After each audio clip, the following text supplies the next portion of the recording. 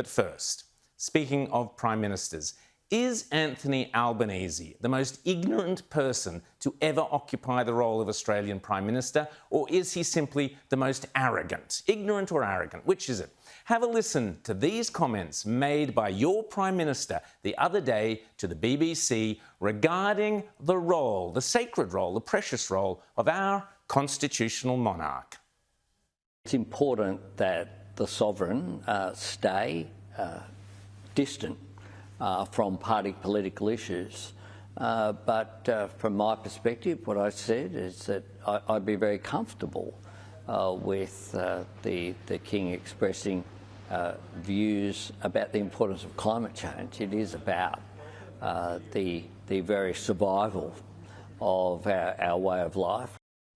Whoa, just stop it right there. What you just heard is the most disgraceful abuse of our way of government ever uttered by an Australian Prime Minister. Either sheer ignorance, in which case he is not fit for the job, or sheer arrogance that should make us all feel extremely uneasy. What Mr Albanese has basically told the world, including all the other constitutional monarchies and the members of the Commonwealth and Great Britain, without consulting the Australian people, what he has said is that he has single-handedly just overturned our 122-year-old Constitution and replaced it with the Albanese Doctrine. The Albanese Doctrine, which says that I and I alone will determine what our constitutional monarch may or may not comment on. This is not some trivial, legalistic, fine point in the fine type of parliamentary niceties. This goes to the very heart of our democratic freedoms. In essence, Anthony Albanese has said, the King must not interfere in our policies unless, of course, he agrees with me, and in that case, he must interfere in our politics to support me. Has there ever been a more dangerous comment made by an Australian Prime Minister to the world press? Well, let's put it another way. According to Anthony Albanese and the Labor Party, something is only political if they say it's political. This isn't democracy. This is socialism. This is a one-party rule, and it must be confronted head-on and objected to in the strongest language possible. Let me just give some examples. Imagine the outcry if John Howard had said, I urge Her Majesty the Queen to speak out in favour of my work choices legislation. Imagine if Paul Keating had said, this is the recession the Queen says we have to have. Imagine if Julia Gillard had said, there will be a carbon tax under a government I lead because the Queen thinks we should have one. Our entire system of government depends on the monarch ensuring the stability of Parliament by never taking sides, something Elizabeth managed almost flawlessly for 70 years, yet this Bozo Albo is wandering around the corridors of the BBC urging the new king, who is already committed to not pursue such issues, to do exactly that. Albanese claims that the king has an exemption to speak out on climate issues because climate change affects the very survival of our way of life. He's only partly right. It is not climate change per se that is an existential threat to our way of life. Despite the protestations of Extinction Rebellion and other extremists and doom-mongers, there is not the scientific data that supports that particular proposition. But what is increasingly a threat to our way of life are energy shortages exacerbated by the very net zero policies that Albanese, Chris Bowen, Boris Johnson and others are recklessly pursuing, in my opinion. Indeed, this week, a group of senior executives within the heavy industry sector have issued a letter warning that the European Union is now in danger of, quote, permanent deindustrialisation because of the energy crisis. The warning comes after a British survey revealed that up to 6 in 10 factories currently operating in the country could be forced to close because of energy bills rising so dramatically.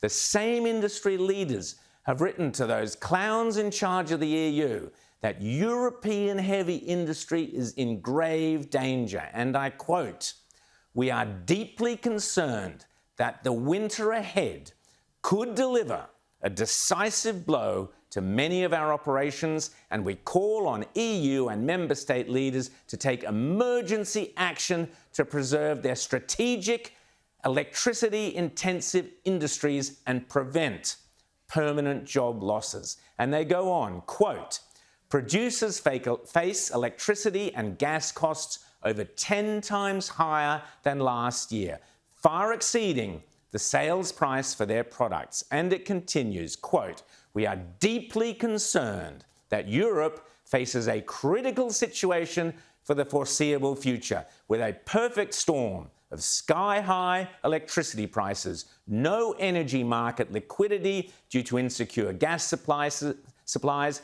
a continued nuclear and coal phase-out." Pay attention, Bo, and pay attention, Albo. I'll repeat that. A continued nuclear and coal phase-out, and the remaining power sources being insufficient to cover market needs. The document adds, ultimately warning of a permanent deindustrialization of Europe.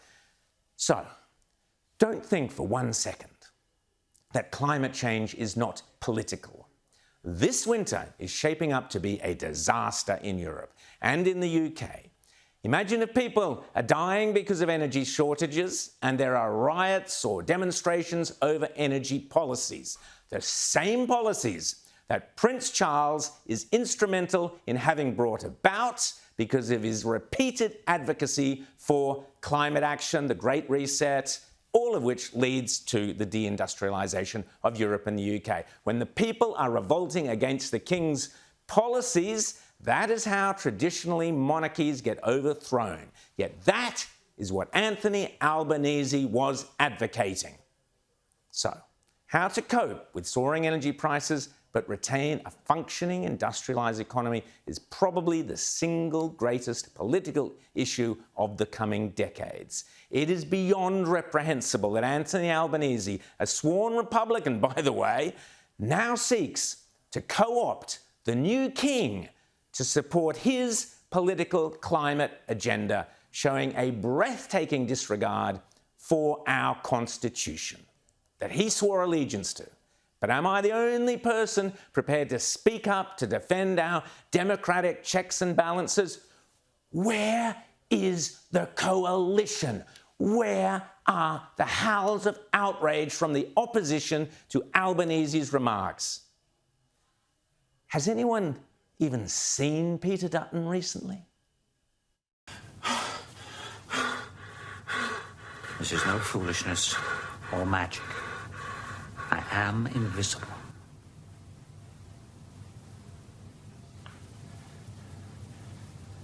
Look, he's all eaten away. How do you like that,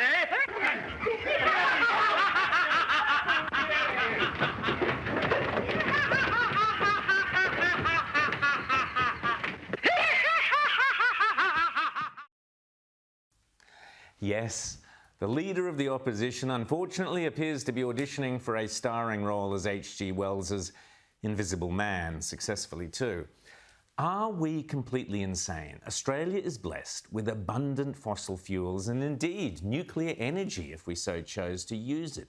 But instead we read nonsense like this in today's Australian newspaper that, quote, iron ore magnate Andrew Twiggy Forrest has blasted fellow billionaire Elon Musk for dismissing hydrogen as a promising source of green energy as the Fortescue chairman laid out an ambitious new plan to completely remove fossil fuels from Fortescue's production by 2030.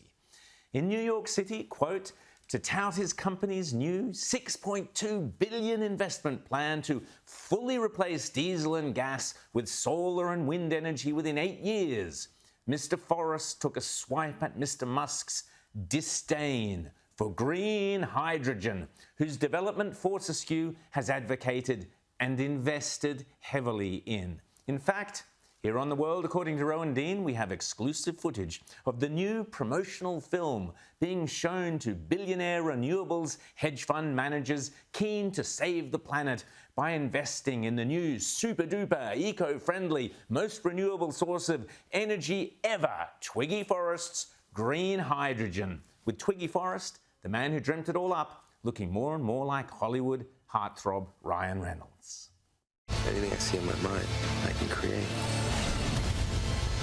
The one thing that a Green Lantern is supposed to be is fearless. That isn't me. You had the ability to overcome fear.